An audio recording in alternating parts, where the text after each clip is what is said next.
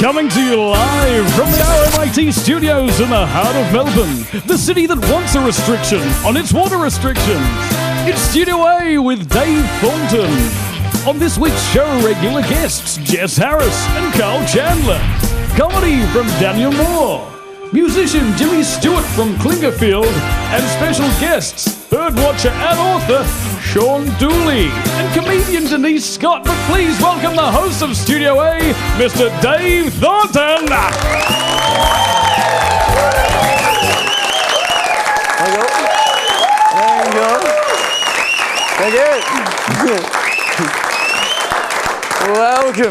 Welcome down here to StudioA. Now, I know it's a little bit of a cliche when you talk about Melbourne having like 4 seasons in one day, and even today was a little bit atrocious. Did you guys cop any of the hail or anything? Yeah, you caught the fair bit. It was crazy. I know it was a little bit off, and I think it hasn't just been in Melbourne that the weather's been a little off, because I was actually on the weekend up in Brisbane.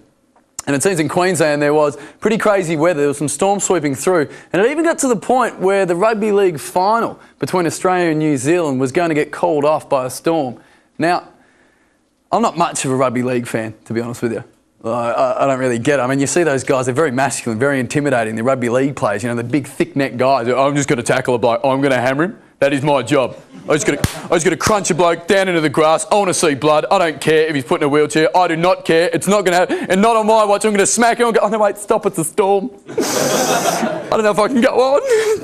I wear very short shorts. I mean, I could get put out with a man cold. Well, you're going to get dragged off with the sniffles or something like that. Quick, doctor, get on the field. This guy needs Codral. As I was up there and the storms were sweeping through, but I wasn't perturbed, and I thought, when in Rome, I'm going to do as the Romans do. And I went to Dreamworld while I was up there in Disneyland. Anyone here been to Dreamworld, by any chance? Yeah, thanks, you agreed, but you were disappointed, which is nice. So that was kind of like, I went there. I was at Dreamworld. I thought, why not, I'll go. And it was amazing. I was in Dreamworld. I didn't know what to expect. I've only been there once before. It was amazing. I was walking in, and there was still a little bit of rain. And this little kid was next to me, and I'm like, oh, you know, you happy to go? Can't wait to go to Dreamworld. He goes, yeah, Dreamworld, it's where all your dreams come true. No, it bloody isn't. If your dreams are paying overpriced food and vomiting on yourself, then I think so. Like, I went in there, I don't know if you've been to Dreamworld before, like, I don't know whose dream they're purging for this. Like, I don't ever recall Martin Luther King Jr. standing at the foothills of Washington, D.C. saying, I have a dream that one day a man can drop 9 stories in a second and have his intestines come out his nostrils. Like, I strolled into Dreamworld and I was there, and I'm not too au fait with heights. I'm not too cool with heights. But yet my mates wanted to drag me to the giant drop, and I was slightly hungover. I don't know if anyone's been on that ride. I was slightly hungover. And you know when you're hungover, your ego thinks you can just do shit? Like, I was there, my ego's just going, you're fine, it's heights, don't worry about it. What was that kid, like 10? Who gives a shit? I can go on this ride, who gives a shit? It's totally fine. I rock up to the ride, I'm there, I'm looking at this ride, and the whole thing is there's an 80-storey high tower that they drag you to the top of. My ego just looked at me and said, screw you, I'm going to Wiggles World. I get locked into this thing, right, and the whole premise, I don't know if you've been on it, it drags you to the top of an 80-storey high tower, and then it just lets you sit there, precariously. I had a nice little view of my apartment in Richmond. And as I'm hanging there, they do this thing, I don't know if you've been on it, they love it. I think the guy who works the machine just gives a little bit of, and you're there going, hell, shit. And I get dragged down quicker than the speed of sound. I got to the bottom and actually heard when I shit my pants at the top. It wasn't nice, but the good thing is I'm here now, and we've got a cracking show for you guys. We have special guests and comedian and new author Denise Scott. We've actually got birdwatcher and author Sean Dooley. Hilarious guy, he's going to tell you all things birds. We've also got a fantastic musician, Jimmy Stewart, from the Melbourne band Clinkerfield. We've got some stand-up comedy from Daniel Moore, and of course our StudioA regulars like Jess Harris and Carl Chandler. But before we go on, guys, please give a big StudioA welcome to the band.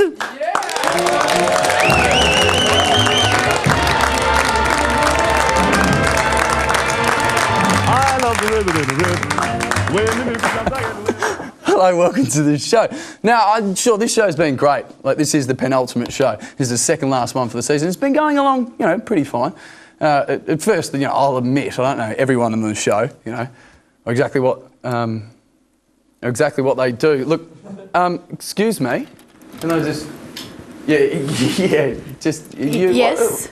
What are you doing here? Well, I'm the stenographer. Stenographer, sorry, what does that mean? I transcribe everything you say in case we need it later on in court. Sorry, in court? Sorry? Yeah, for this court case. This isn't a court case. I'm sorry. What do you mean? Oh, well, this isn't a court. This is a TV studio. We're filming a show. Oh, how embarrassing.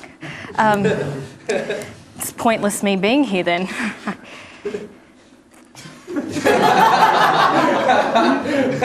Yeah, it is kind of pointless, to be honest with you. You don't need me? No. Well, I guess you don't need the court artist either. That's actually not bad. Are you guys?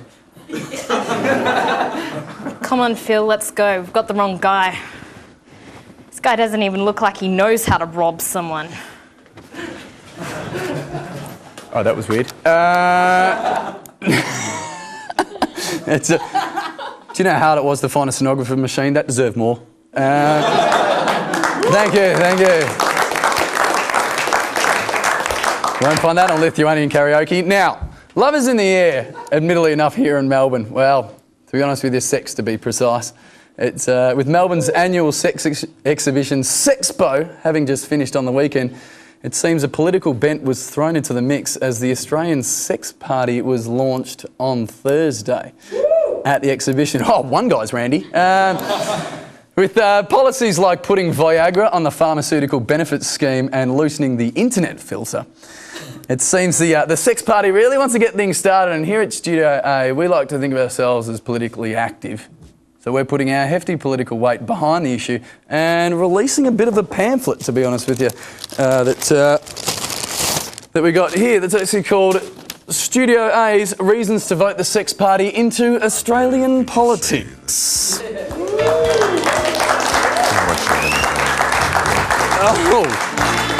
Oh, a little bit of mood music. This is fantastic. I don't know about that. Oh, this is nice. This will put our car keys in a bowl and see what happens. Now, I think it's a good idea to put the sex party into politics because then the phrase, all members rise for the sex party, will be heard through Parliament every morning. The party will be able to get out of question time by saying, seriously, not tonight, I got a headache. The great thing is the worm will now take on a new and somewhat horrifying meaning. Now, the party can pledge relief for the drought-stricken farmers. Sure, it's not the relief that will help get watered like for the crops, but it'll help. And party members will be decided by getting all their candidates to put their car keys in a bowl and they just pluck out the winner. Now, the great thing is MPs can also look at the House Speaker and say, is that a gavel in your pocket or are you just happy to see me? The great thing is saying that a representative from the sex party is polling well can now have a double meaning. Goodbye baby bonus, hello baby making bonus. Yeah, Ron Jeremy will be arts minister. On voting day their slogan will be, remember, sex before labour. Because after all, isn't it the natural progression of things? I suppose other than garbage collectors, this would be great, and road workers, the council will also offer pool cleaners to come round and cleanse the pool. Bow, shika, bow, bow. And lastly, adult bookshops will be the home of your local MP. When you get found in there, you can now say with all sincerity, I've got a problem with my local member and I was wondering if you could help. That was the StudioA's Reasons to Vote the Sex Party into Australian Politics. Thank you. So guys, keep watching StudioA. We'll be back with obviously Jess Harris with What's Hot and What's Not, and our very, very special guest, Mr. Denise Scott. Don't go away.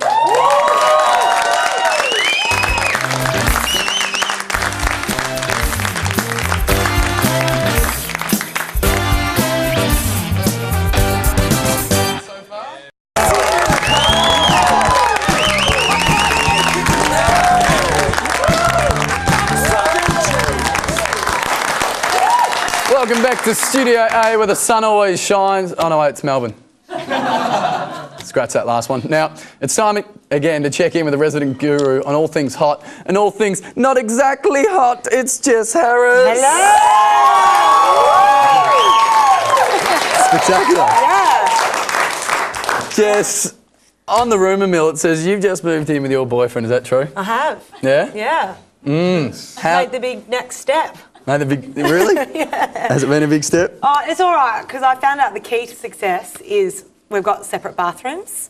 So that's where most of the trouble, well, I'm really messy in the bathroom. So right. I've got my own. And also as well, I was worried that, because normally like Ryan comes picks me up if we're going out and I'm all dressed up, looking fabulous, because I've been in the bathroom for about 2 hours. But then if you're living together, that kind of wow factor's a bit lost. So this way I've got my own bathroom, pick me up in the kitchen, looking gorgeous. I'm ready. Yeah. Oh, well, that's fantastic. Well, that sounds all good. I think we might as well kick it off. Yeah, sure, I'm ready. Ladies and gentlemen, you know what to do. This is Fired Jess up. Harris with What's Hot and What's Not.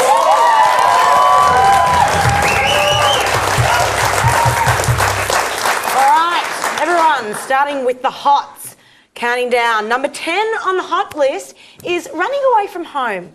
Pack your bags, don't contact anyone for a couple of days, see if anyone notices. Number 9 on the hot list is public fights. Not so great being in them, but seeing them is such a treat. It's like Big Brother the live show. And number 8 is having foreign currency on you, just when you're paying, oh no, that's a euro, oh, lira. Makes you look worldly and well-travelled. Number 7 on the hot list is unleashing. Fury, hell, the dragon, your inner child. I don't care. Just open the floodgates and unleash. Number 6 is hopscotch. It is back, finally. Just in time for the holidays. So much fun to be had on the one leg. And number 5 on the hot list is nachos. I just feel like all my problems fade away over a plate of cheese and chips. Number 4 is emotional affairs. Get involved in one. Number 3 on the hot list is calling pets beasts. Has anyone fed the beast yet? That's a beautiful beast you've got on that leash. Number 2 is getting tucked into bed. It feels so safe and cosy. So when you return from running away from home, get someone to tuck you into bed. You'll sleep like a baby. And number 1 on the hot list this week is grand entrances. Arrive on horseback, smash through the skylight, get someone to play trumpets. Whatever you do, make sure everyone knows when you enter a room. If not, just try the old ta-da. Works for me. Ta-da. That's what's hot. I have foreign currency on me. Yeah. Chuck foreign currency when you arrive. Just showering yourself in Turkish lira. I'm here. That's fantastic. Now, It'll work. Why wouldn't it work? I don't know. Now, I said to you earlier, I think the best way if you just have abseiling gear on you, and then anywhere you go, you can just shimmy down to wherever you are. I'm here. Everything's fine. Right time? No, Yeah. I'll come back up. I'll come down later. Has the wedding started yet? All right. I'll just get back up here. Well, I like it. That's great. That's fine. Yeah. You got to tell us what's not. Come on. Exactly. All right. This is when I get a little bit scary. Number 10 on the not hot list is futuristic films. I've had enough of them. I don't want to see Will Smith anymore and wraparound sunnies and silver jumpsuits, bloody kissing robots and fighting them. I don't know what he's doing. Number 9 on the not hot list is hiccup remedies. Everyone seems to have a different cure. You just need to sit in a bath and lightly singe your eyebrows, and the combination of the water and the smell makes the hiccups go away. Why don't you just wait a couple of minutes and keep your dignity? Number 8 on the not hot list is playing the devil's advocate. Look, I hate to have to play the devil's advocate, but if you really hate it, just don't do it. Not hot. Number 7 on the not hot list is saying, okay, confession. It's disgusting. Don't do it. Number 6 on the not hot list is things that have too much sentimental value. It was my auntie's sister's cousin's ping pong bat. that was made from the wood that my parents migrated the boat over in, and now we use it as a chopping board. But only on special occasions, of course. It's very special. Number 5 on the not hot list is referring to kissing as snogging. Oh God, I nearly dry reached just saying that. Number 4 on the not hot list is rebirthing. Yeah. Number 3 is nesting. And number 2 on the not hot list is whispering. The feeling of that hot breath right on my ear makes my skin crawl. Just wait till an appropriate time to speak from a good level and, yeah, just don't do it. Number 1... I lost my cool there. Number 1 on the not hot list is clicking your fingers to get attention. Surefire way not to get good service. Click at your waiter. They love that. Come over here, you. Not hot. No, that's not hot. No. That's not going to get rid of hiccups either. That's just going to frustrate you. Well, you never know, it might, but you probably have to be standing on your head. Yeah. I hate that. I've had people that said, like, stare into the sun to get rid of your hiccups. Yeah, yeah. And then you just look like a lobotomised muppet who's there, who's going, oh! And it's like, of course your hiccups go because your retina's been burnt out. Ah! Oh, my hiccups are gone. Ah! Exactly. Jess Harris, thank you very much. No worries. Jess Harris, what's up, what's not? Cue the graphic. Thanks, Jess.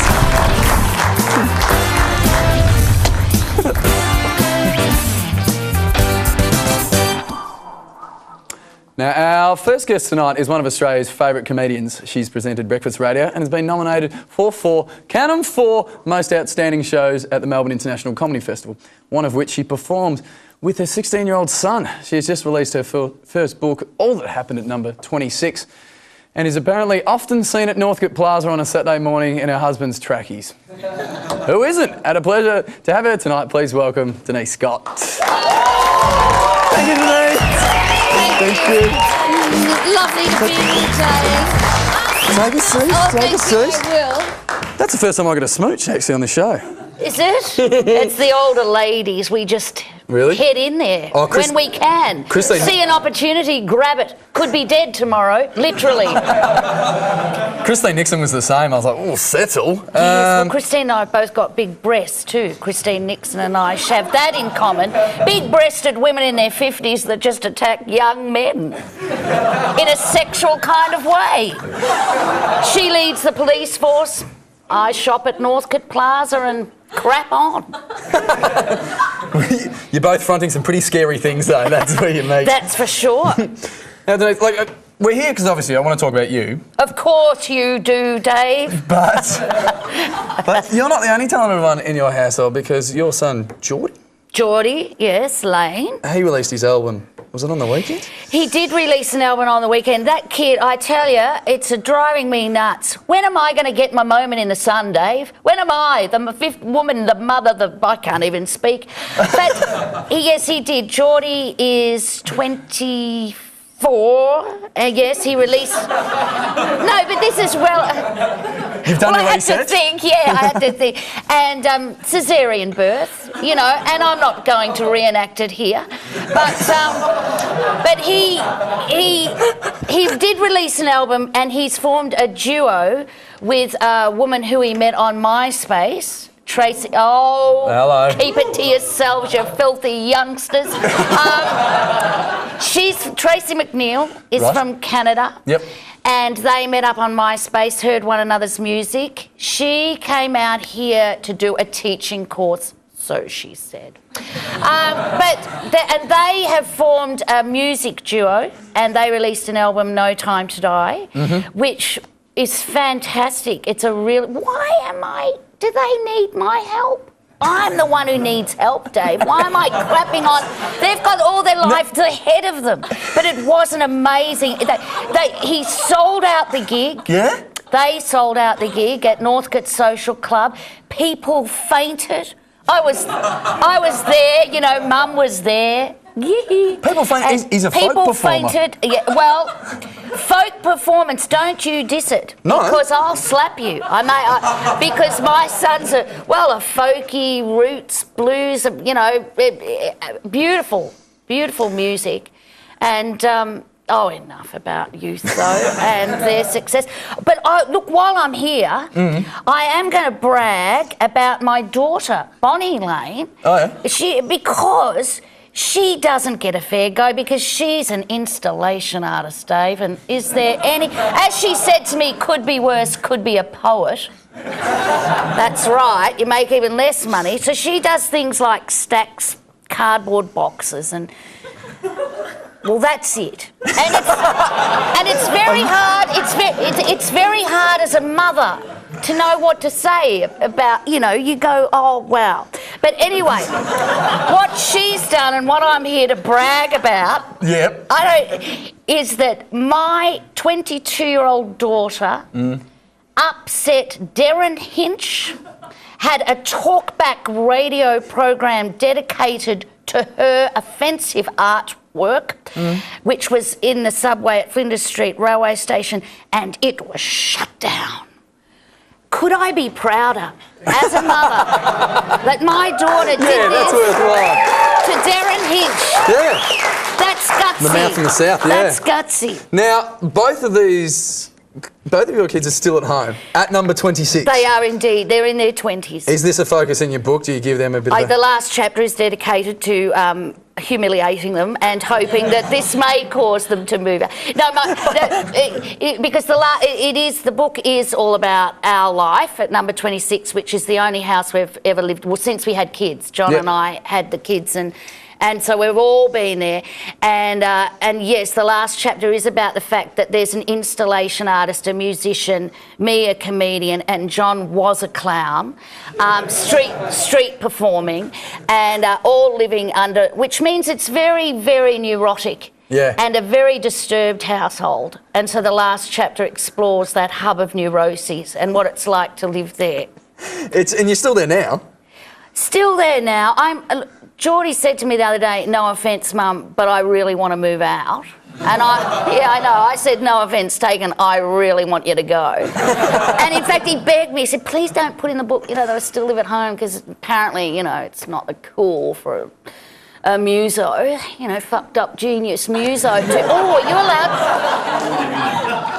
Darren Hinch is going to Darren Hinch is going to shut down your show. I didn't ask. I didn't look at the contract. I only used that word to try and connect with the youth, Dave. Yeah, I only did it. I never say it, but I wanted to connect us with you. In fairness for anyone out there, that was with a PH, wasn't it? It was. It was indeed. Yeah, it wasn't. Well, we won't get dragged. It'd be funny if we did. If we got dragged from 31. Wouldn't that That'd be something. awful? I'd feel terrible about that. I mean, I'd feel good for my own ego that I'd brought down a TV show, but I'd feel sad for you.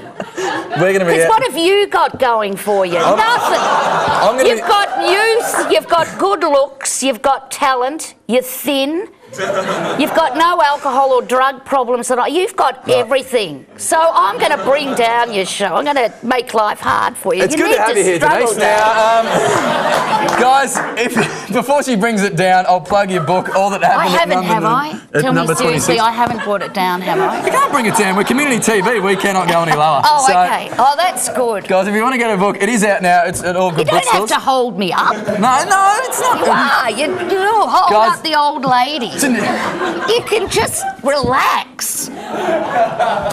Denise Scott, everybody. We'll be back after the break with StudioA regular Carl Chandler. You're watching StudioA. Slivada.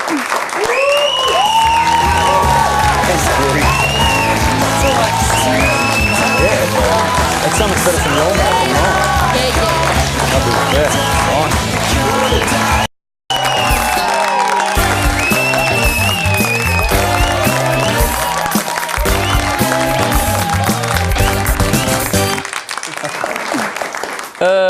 She swears as much in the book as she did here. But, hello, cool cats. Welcome back to Community Tally. You're back with StudioA. Hang on a second, that's not right. Excuse me, mate. Street mag. There you go. Street mag. Cheers. Thanks. Yeah, cool. Yeah, look, excuse me, mate. Yeah, what? Just trying to work. Here. Thanks. So what's a street mag? Anyone? Street mag? There you go, mate. Look, I'm sorry. Is anyone just going to deal with this? If we can just... Sorry, mate. What? I've got a job to do here, mate. Yeah, do you know we've got a show? Like, what are you doing?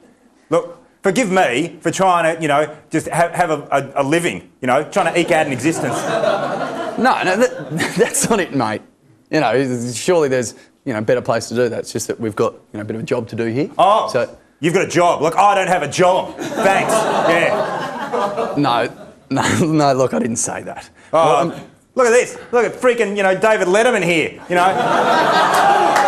Doesn't want anyone else to succeed, especially little old hobo bit McJobless, Maybe, what? God, thank God that I'm not out there, stealing car stereos and eating chicken McNuggets out of a bin, you prick. Look, I think you're taking this a little bit wrong. I just, you just got to wait for the show to be done, and then, we can all go home. Oh, so. Home. Like I don't have a home. Oh, no. Yeah. Well, look at you. He wants to go back to, his special 4 walls and his fancy schmancy roof. Well, excuse me, Sir Has a House.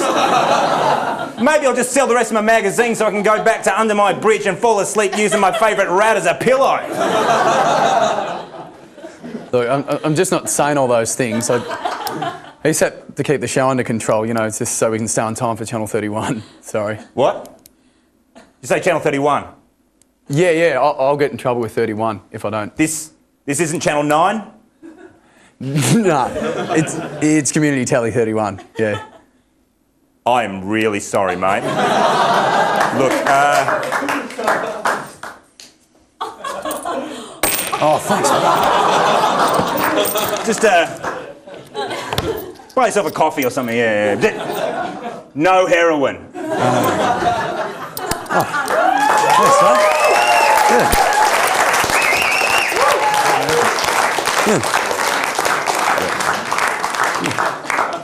One of those is €1, but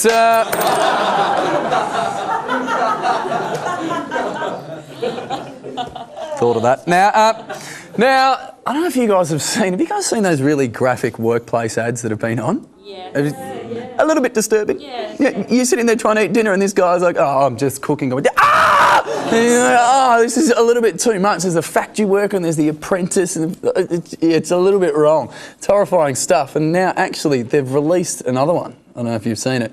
It's for office workers, and I can tell you, it is actually pretty shocking. We've got a little bit of a sneak preview here. Check it out. Come on, you can do this. It's just loading a photocopier. How hard can it...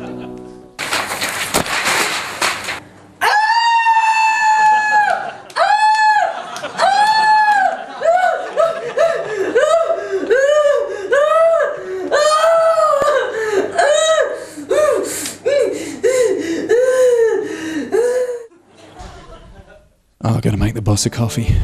Oh man, it's my first day. I can't screw this up. What did he want? Milk and 2 sugars? It was sugar and 2 milks? That doesn't even make sense. Come on, concentrate.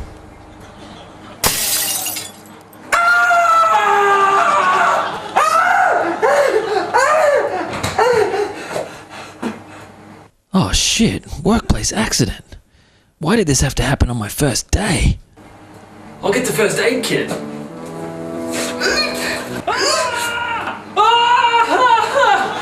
my god!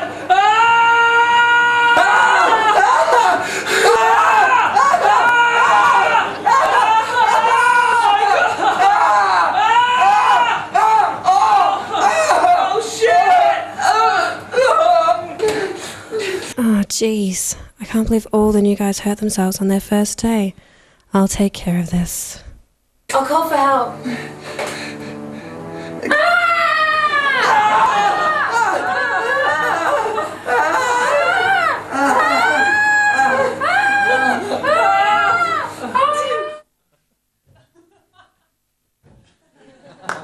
Disturbing stuff.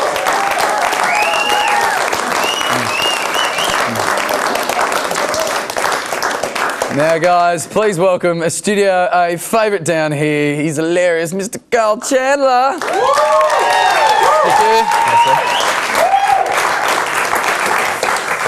Hi Dave, as a StudioA regular, I've had a lot of mail through Channel 31 recently asking me what I'm doing over the holidays. Have you really?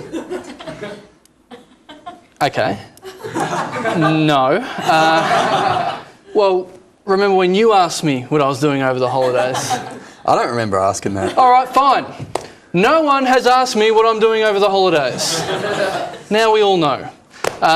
Well, some people better get interested in what I'm doing over the holidays, because otherwise this is going to be a damn short segment. So, are we interested in what I'm doing over the holidays? If you insist. And welcome to Carl Chandler's Cynical Guide to Melbourne Holiday Edition.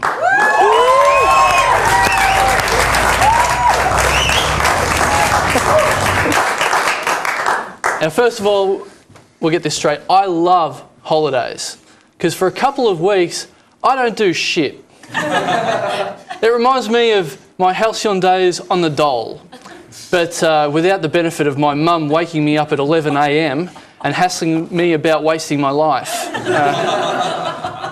Now, for me, the holidays really officially begin with Christmas. Now, Christmas is a unique time for everything.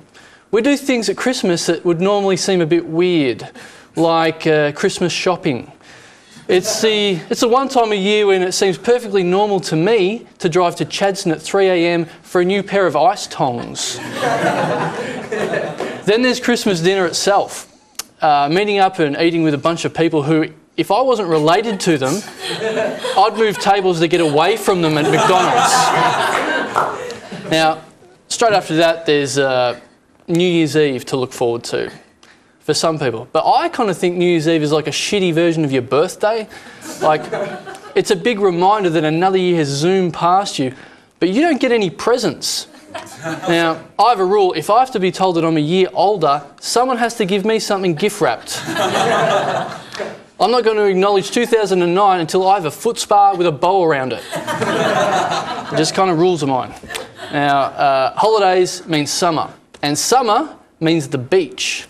Now, going to the beach, for me, means a nice relaxing 3-hour drive from Melbourne to Apollo Bay, which is in a way pretty similar to my regular Friday afternoon drive, except that's a 3-hour drive down Punt Road in peak hour, going all the way from Richmond to Abbotsford. But after all that, I love getting to the beach. I love it. Like, oh yeah, oh yeah.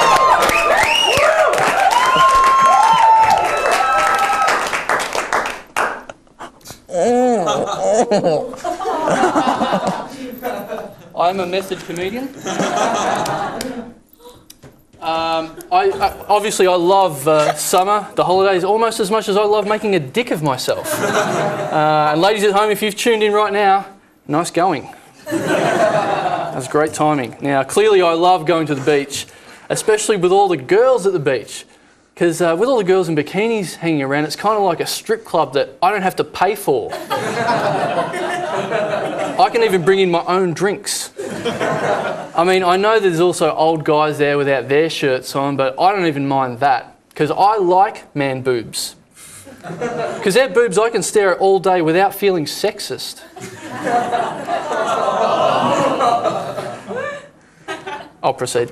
Now, when you're on the beach, there's always that old problem of what to do with your wallet and keys once you go into the water. Now, that old trick that everyone knows is to put them in your shoes. But since everyone knows that, it's not really safe anymore. There's sort of a lack of security on the beach. That's why I want to open up my own Chubb security franchise, Beach Division.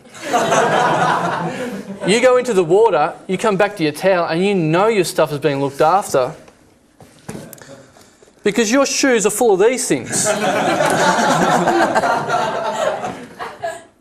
I think I've taken off half my clothes. There's not much more place for me to go, Dave. I think I'll... thank you for listening.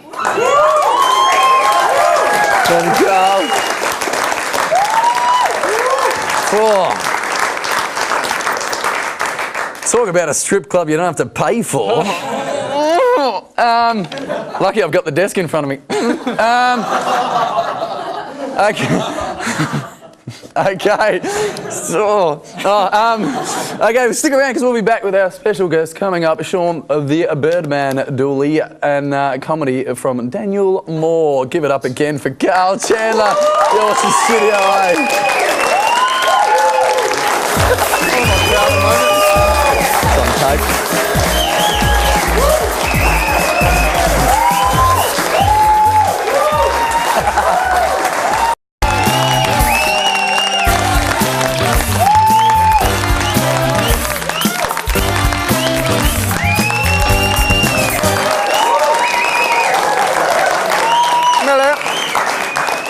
Welcome back to StudioA. Our next guest tonight has written for shows such as Full Frontal, Comedy Inc., and also holds the record for seeing the most amount of species of bird in 1 year, which, impressive, which he detailed in his book, The Big Twitch. Please make him very welcome, Sean Dooley.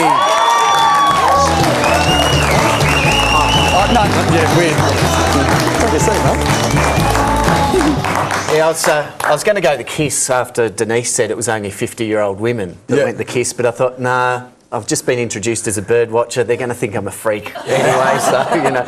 Yeah, but you said, but in the green room you said we had to rehearse that and we snogged for about 10 minutes. Well, just in case, you know, contingency plans. I feel so used. You need a bit of work. See me afterwards. Now, Sean, you're a Twitcher.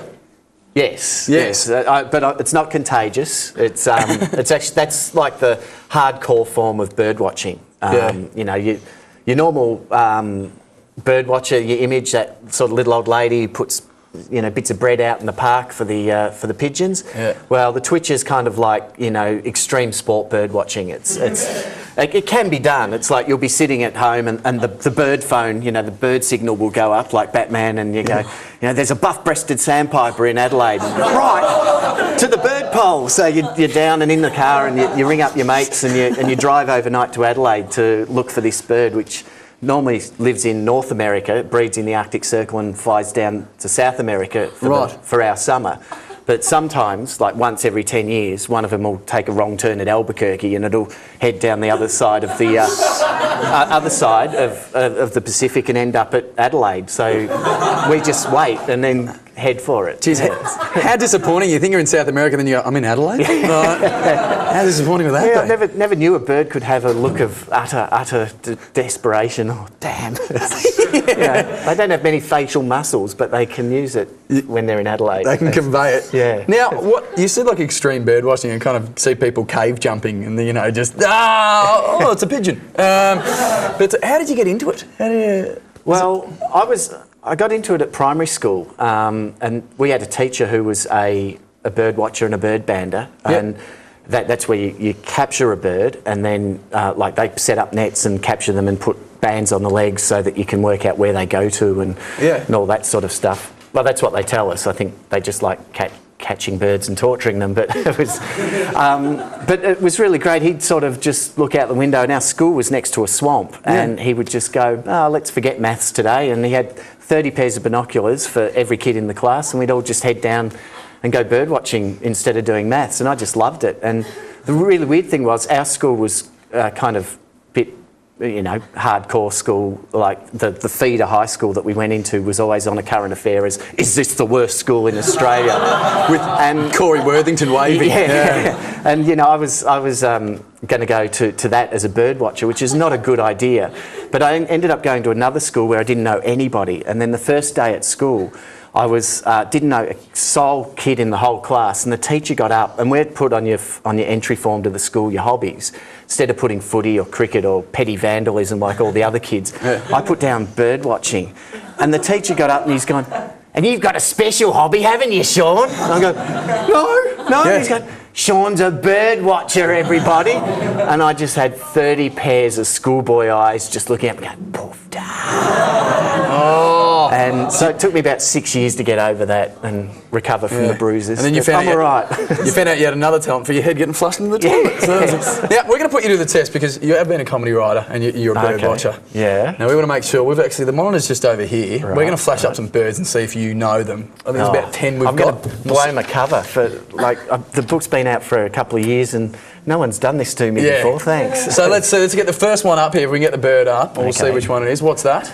Oh, that'd be your laughing kookaburra. Very good. Yes. Starting with the easy ones. Thanks. He was a bit of a chuckler, to be honest, but yeah, laughing will do. Now, next one. Right. Oh, that's a king parrot, but that's the female king parrot. The male king parrot's got a red head. See, I do know my stuff, sadly. Yeah, all right. Now, next one. Here we go. It's 2 out of 2.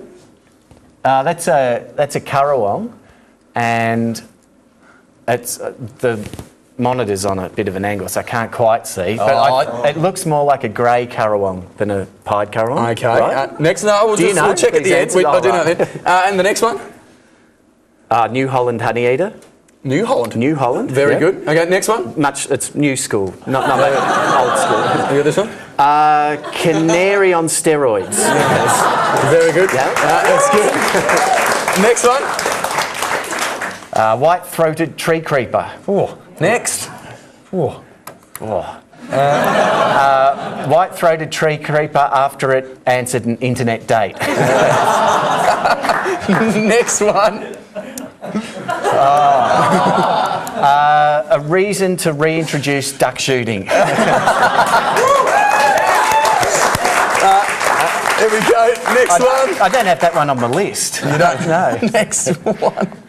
2 reasons to reintroduce duck shooting. Actually, the ostrich is an African bird, but it's on the Australian list, and I haven't seen it because when I was doing my record-breaking year, there were these ostriches in the desert in South Australia. Someone had an ostrich farm 100 years ago, and then that went bust, and they let all the ostriches go. Yeah.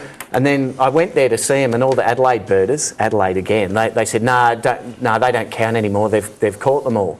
And then I didn't look for them, and turns out they hadn't caught them at all. They just didn't want me to see those birds. So they're evil. They're evil bird watchers. The thing is, you've got 2 books out now. One's called The Big Twitch, which is about your year of finding as many species as a bird that you could in a year. That's and you broke the record. And we've also got this one that's just out as well, which is called, now you're going to have to help me out with this, Anorax to Zitting cisticula, which is it's actually a type of small warbler that you get up near Darwin, and it's not actually a sexual disease. So it's which I made the mistake. If you pronounce it cisticula, it's not a good look because you come back. Oh yeah, Sean went up to Darwin, came back with Zitting cisticula. It's like but the ointment works. That's it. Well, guys, they're there for sale. If you want to buy them, they're all down Dimmicks, Borders, and Readings, and all good bookstores. Yep. So, guys, give a round of applause for Sean Dooley. Coming down. Thank you very much. Thanks very much. So, now, our comedic guest tonight originally hails from Sydney, and he recently moved down here to Melbourne town to entertain our fair state on a more regular basis. On Thursday nights, he runs and co-hosts a mic in hand at Vibe Bar on Smith Street. You may have seen him on Stand Up Australia on the Comedy Channel. Please welcome the very funny Daniel Moore. Hello. Thanks very much. Yes, my name is Daniel. That's spelt D-A-N-I-E-L. Obviously, that's quite patronising to try and spell your name to people, but it's not really a hard name to misspell, unless you're my dad on the day of my birth. When I was born, on my birth certificate, my dad spelt my name by accident, D-A-N-I-A-L. Yeah. You know you're facing an uphill battle in life when your dad names you Denial, right? I have actually just moved down to Melbourne. I was from Sydney. I moved here and I obviously missed my parents, and I rang my mum recently and I dialed the wrong number. Now, a guy answered the phone. Normally when this happens, you get some really disgruntled sort of, cantankerous guy who's just like, with words, right? But this guy answered the phone. He's like, hello? And I was like, Mum? And he said, I hope not. Right? How fucking beautiful is that? I think that's perfect. I haven't always done comedy, though. I used to work in an advertising agency, which when I told my dad this, he was furious. The first thing he said was like, advertising?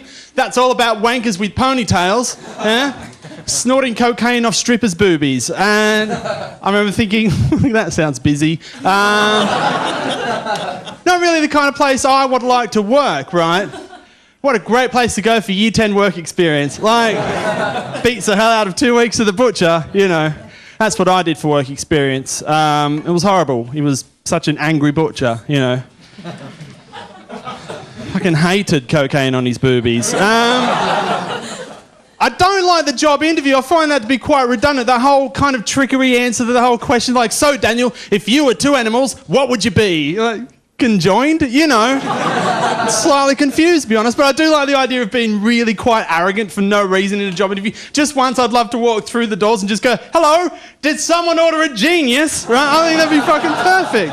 Right, it is 10 years, my 10th year anniversary of when I got a tattoo, which is quite cool. I got a tattoo because I fancied a girl and she said I wasn't really manly enough to get a tattoo. And I thought, well, I'll show you. I showed her a week later a tattoo on my lower left leg of a dolphin jumping out of a peace sign. Yeah. Yeah. Cop that, Toots, who's not manly now? Is that not the least manliest tattoo in the world? A dolphin jumping out of a piece. I might as well have just got a tattoo on my lower back of two Care Bears fucking, right? You know. And people are like, what does it mean? What does your tattoo mean? What does it means I don't wear shorts anymore, right?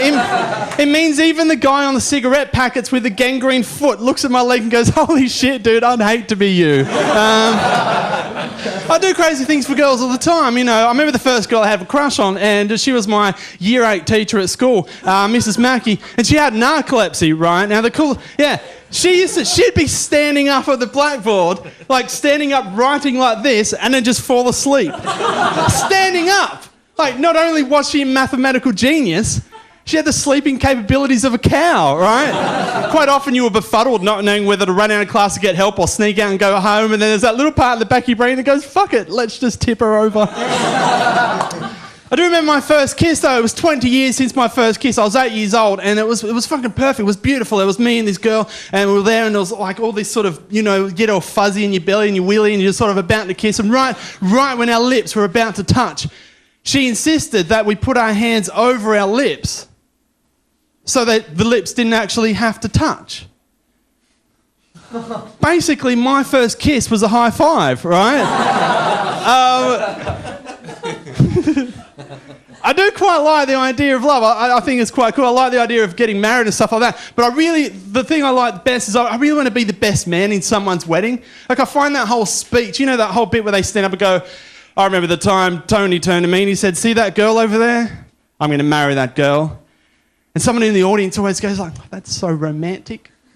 It's not, it's fucking creepy. Like, imagine if your best mate told you he was going to spend the rest of his life with a girl he never met before. That's all good and well, Tony. What's with a shotgun, right? I want to do that speech. I want to stand up there in front of a whole room with people with hearts full of joy and hope and just stand and go, oh, I remember the time Tony turned to me and he said, see that girl over there? I'm going to marry that girl. And ladies and gentlemen, as fate would have it, he didn't. But still, here's a toast to Tony and Plan B. I'm Daniel Moore. Thanks very much. Cheers. Thanks very much. That was Daniel Moore. Stick around. We'll be right back to Studio A.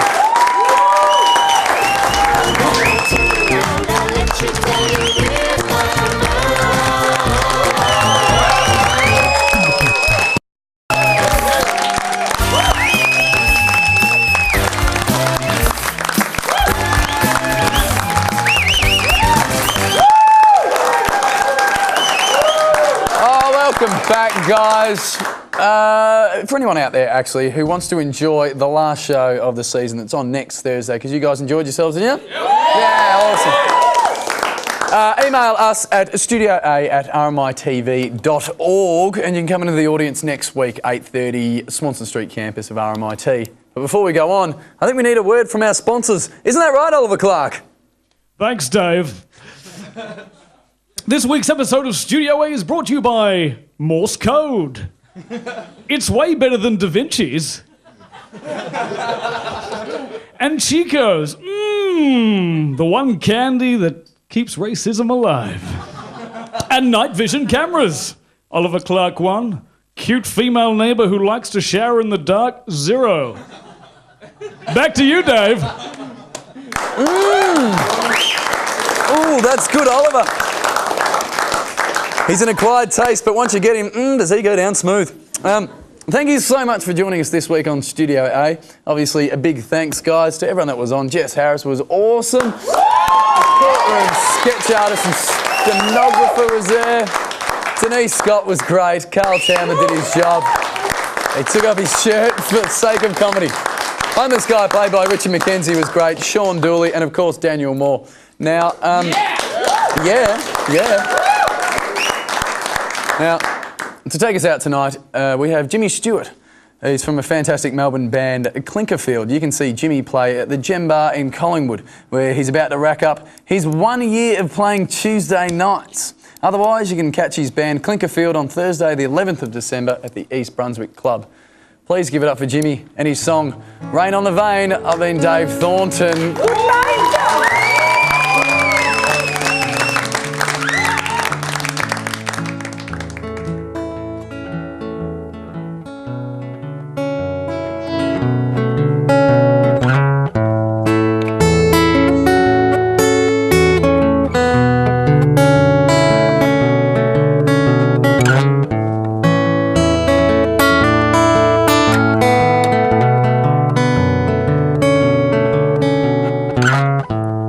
Where am I gonna find you now? Maybe in the place where the rain sounds best. You're curled up in a ball. You were listening for sleep, and now you're sleeping from listening to the rain on the roof, in the room with the tin skylight.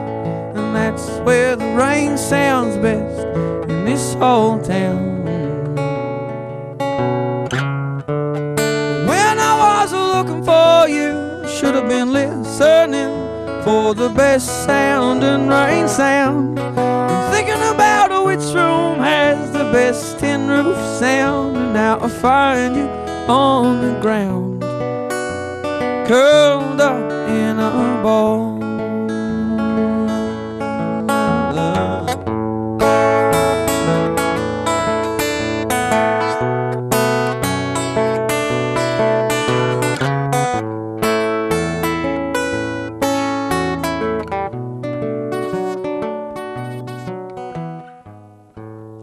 Where am I gonna find you now?